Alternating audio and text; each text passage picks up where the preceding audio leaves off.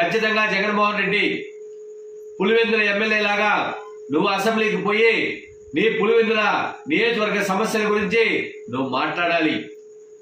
నువ్వు తర్వాత నువ్వు పెట్టుకున్నది వైఎస్ఆర్సీపీ అధ్యక్షుడిగా కావచ్చు, ఈ రాష్ట్రానికి ముఖ్యమంత్రి కావచ్చు. ఫస్ట్ నువ్వు ఎమ్మెల్యే అయితేనే ఈ అన్నిటికీ అర్హత. దయచేసి రాజ్యాంగం గౌరవం ఉంటే జగన్మోహన్ రెడ్డి నువ్వు ఖచ్చితంగా రేపు 18వ తేదీ జరిగే అసెంబ్లీ సమావేశానికి ఖచ్చితంగా పోవాలి.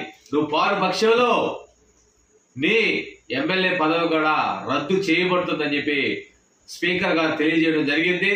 ఖచ్చితంగా నీకు ఏమాత్రం సిద్ధశుద్ధి ఉన్నా, నీకు చట్టాల మీద గౌరవం ఉన్నా, రాజ్యాంగం పట్ల గౌరవం ఉన్నా నువ్వు ఖచ్చితంగా హాజరు కావాలి.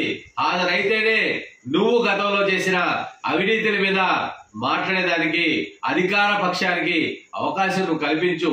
నువ్వు ఈ రాష్ట్రాన్ని ఎంత నాశనం చేశావు, ఈ రాష్ట్రాన్ని విధ్వంసం చేశావు, ఈ రాష్ట్రంలో ఉన్న సంపదని కుదవపెట్టేశావు, ఈ రాష్ట్రాన్ని 10 లక్షల కోట్ల రూపాయలకి అప్పు చేసేశావు.